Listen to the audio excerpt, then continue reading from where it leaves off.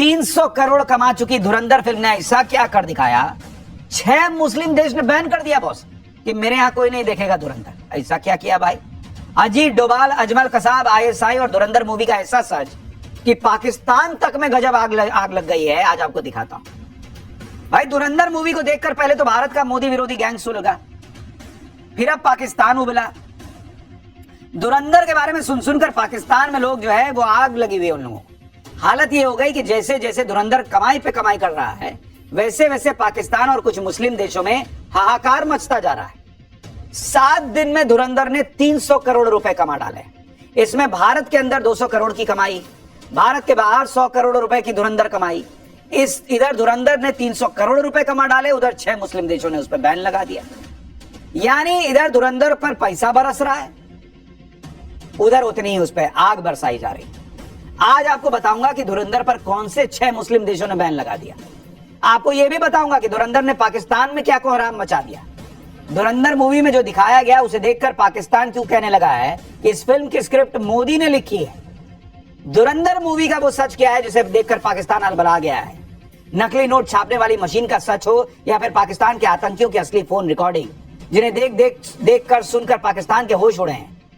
आज सब आपके लिए लाया हूं। पहले जो हो रहा है धुरंधर को लेकर, इससे पहले आपको कब याद है कि एक फिल्म भारत में आई हो और उसने दुनिया भर में हिलाकर रख दिया लोगों को। कई लोग देखना चाहते हैं, कई लोग एक झलक नहीं देखना चाहते। धुरंधर के धमाके से पाकिस्तान तक हिल गया है, वो आपको आगे बताऊंगा। लेकिन पहले आप देखिए कि धुरंधर की जिस तरह से पूरी दुनिया में चर्चा हो रही है, जिस तरह से भारत के बाहर भी धुरंधर जो धुआंधार कमाई कर रही है, उससे खलबली मच गई। पूरी दुनिया में फिल्म को रोकने के हथकंडे आजमाए जा रहे हैं। आप देखिए, खाड़ी के 6 मुस्लिम देशों ने धुरंधर फिल्म को बैन कर दिया। Bahrain, Kuwait, Oman, Qatar, Saudi Arab और यूएई इसमें शामिल है, जहां आप धुरंधर नहीं देख पाएंगे। इन देशों की अथॉरिटीज की दलील है कि धुरंधर की कहानी में एंटी पाकिस्तान मैसेजिंग है। इन देशों में धुरंधर फिल्म की स्क्रीनिंग तक को परमिशन नहीं दी गई। भाई धुरंधर ने तो दिखाया कि पाकिस्तान कैसा 2 कौड़ी का देश है और कैसे भारत के खिलाफ साजिशें करता है। कराची के लियारी में कैसे गैंगवॉर चलता है वो दिखाया है। लेकिन देखिए, मुस्लिम ब्रदरहुड के नाम पे सब सट गए कि ना पाकिस्तान की बेइज्जती हो रही है, हम नहीं देखने देंगे धुरंधर को।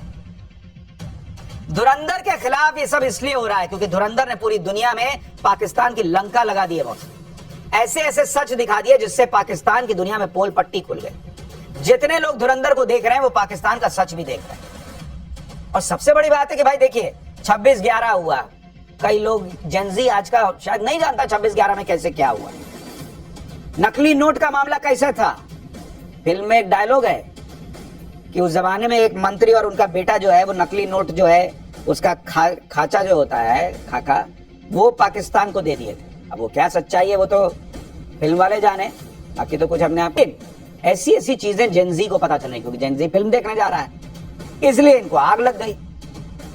जैसे जैसे लोग देख रहे हैं फिल्म, कमाई बढ़ती जा रही है, वैसे वैसे इनकी आग लगती जा रही है। आप ये देखिए कि इस फिल्म ने क्या गजब कर रखा है। 5 दिसंबर को फिल्म रिलीज हुई। 7 दिन में फिल्म की वर्ल्ड वाइड कमाई 300 करोड़ पार कर गई। 7 दिन में सिर्फ भारत में ही 200 से ज्यादा करोड़ की कमाई हो गई है। एक्सपर्ट्स के मुताबिक फिल्म जल्द ही 500 करोड़ क्लब में शामिल हो सकती है और ये रकम पाकिस्तान के रुपए में 1500 करोड़ के पार हो जाती है। धुरंधर की कमाई देखकर पाकिस्तान को बुखार आ गया है, क्योंकि जितने पैसे भारत की एक पिक्चर कमा लेती है उतने पैसों के लिए पाकिस्तान को भीख मांगनी पड़ती है। ऊपर से धुरंधर ने पाकिस्तान की ऐसी पोल खोल दी कि पूरी दुनिया के सामने पाकिस्तान के पास कहने सुनने को कुछ बचा नहीं। आप देखिए कि इस पिक्चर से पाकिस्तान कैसे तिल मिलाया हुआ है। अजमल कसाब पकड़ा गया, भर दुनिया जानती है कि पाकिस्तान का था। कह रहे हैं कि फर्जी ऐसे ही भारत माहौल बना रहा है। कह रहे हैं नरेंद्र मोदी ने धुरंधर फिल्म की स्क्रिप्ट लिखी है। सोचिए, इन लोगों के पास बुद्धि भी नहीं है भाई, पैसा नहीं है, देश के पास चलता है, लेकिन देश के पब्लिक के पास बुद्धि ना हो, मतलब हर मामले में ये लोग कंगाल है। नरेंद्र मोदी का यही काम बचा है कि बैठ के फिल्म लिख रहा है। तुम्हारी तरह शहबाज शरीफ जैसा हाल थोड़ा ही है कि 40 मिनट कोई भी मीटिंग के लिए बैठा देता कि बैठ के उस 40 मिनट में फिल्म लिखती है। नरेंद्र मोदी और भारत के टाइम की वैल्यू है बॉस। भारत से लेकर पाकिस्तान और खाड़ी देशों तक धुरंधर मूवी की चर्चा इसलिए हो रही है क्योंकि लोगों को फिल्म के रियल लाइफ किरदारों में भारत और पाकिस्तान से जुड़े रियल लाइफ किरदारों की झलक दिख रही है।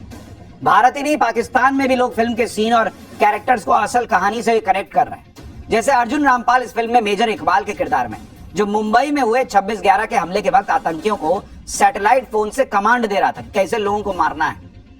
पाकिस्तान इसलिए अलबलाया हुआ है क्योंकि फिल्म की रीच बहुत होती है, बहुत लोगों तक पहुंच जाती है बात। कई लोग तो फिल्म देखकर कह रहे हैं कि अरे 26/11 के आतंकी हमले का ऑडियो भी है कि आतंकियों को कैसे बताया जा रहा था कि किसको मारना है, कब मारना है, कैसे मारना है। ये लोगों को फिल्म से पता था, इसीलिए पाकिस्तान अलबला गया, क्योंकि वो तो अब तक हाफिज सईद पे कार्रवाई नहीं कर रहा है। धुरंधर फिल्म में दिखाया गया कि कैसे आतंकियों के हैंडलर पाकिस्तान में बैठे बैठे मुंबई में आतंकियों को बेरहमी से लोगों को मारने का कमांड दे रहे थे, जश्न मना रहे थे।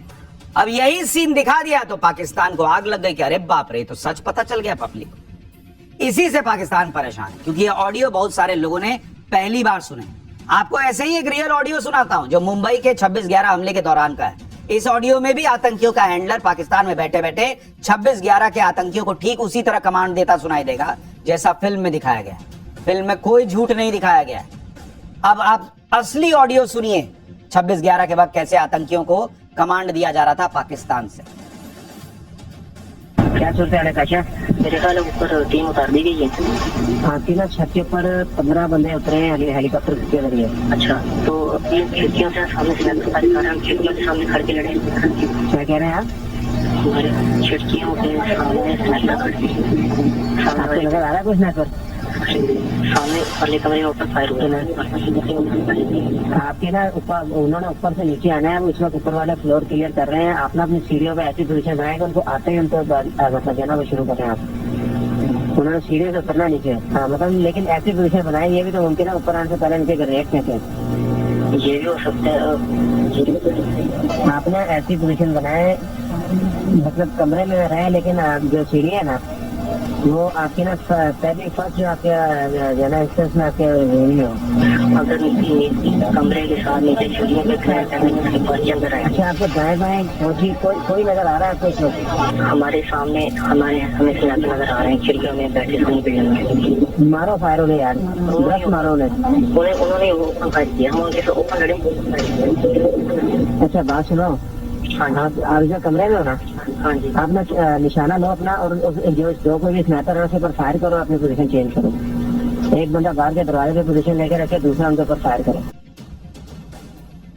इस तरह की बातचीत हुई थी पाकिस्तानी हैंडलर्स और 26/11 के आतंकियों के बीच, कैसे मारना है, क्या करना है।